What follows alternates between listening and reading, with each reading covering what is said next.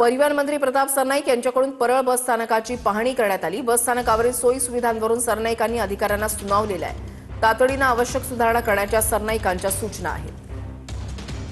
तिकडे फक्त मी 100% आधीपासून सांगतो तुम्हाला की या ठिकाणी आपल्या सगळ्या बिचारे कर्मचारी नाईट करून येतात। त्यामुळे आता फ्रेश मध्ये जर ते गेले तर गाड्या चालवते जबाबदारी त्यांची नाहीये, तुमची आहे ना। काय संबंध आहे मला किती खर्च येतो आता पहिलेपासून आणि आता मी आलो म्हणून एकनाथ शिंदे साहेब असताना पण त्यांनी 7 वर्षांनी सांगितलं होतं की किमान सीझनची व्यवस्था आणि स्वच्छता आपल्या ड्रायव्हर कंडक्टर जिथे झुकतात त्यांच्या गेस्ट रूम मध्ये सगळी व्यवस्था सातत्याने हे सांगून सुद्धा मला सांगा।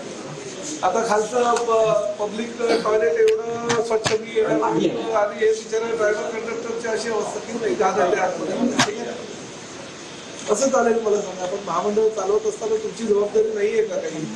बाकी सुविधा देत असताना आपल्या ड्रायव्हर लोकांना जर सुविधा पण नाही देऊ शकलो तर काय फायदा? कोणी कार्यक्रम झालेला आहे का तो जरा बघा, वास येतो सर, टेस्ट करा जरा ते कोण दारू पिऊन वगैरे आहे ते पण चेक करा। परिवहन मंत्री प्रताप सरनाईक यांच्याकडून परळ बस स्थानकाची पाहणी करण्यात आलेली आहे आणि यावेळेला सरनाईकांनी अधिकाऱ्यांना चांगलं सुनावलेलं आहे। या बस स्थानकामध्ये योग्य त्या सोयी सुविधा नाहीत आणि स्वच्छता नाही। हो हे बघा, इकडे या, इकडे या। हे काय काय या बाजूला पोचतो मी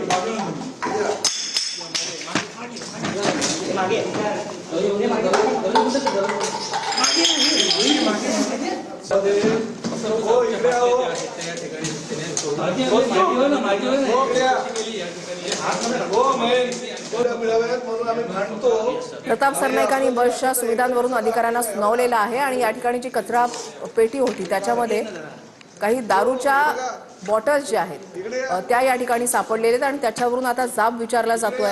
प्रताप सरनाईक हे आक्रमक झालेले आहेत आणि तिकडचा जो अधिकारी वर्ग आहे त्यांना विचारलं जात आहे। त्यांच्याकडून काही सवाल उपस्थित केले जात आहेत की या ठिकाणी या बॉटल्स काय करतात।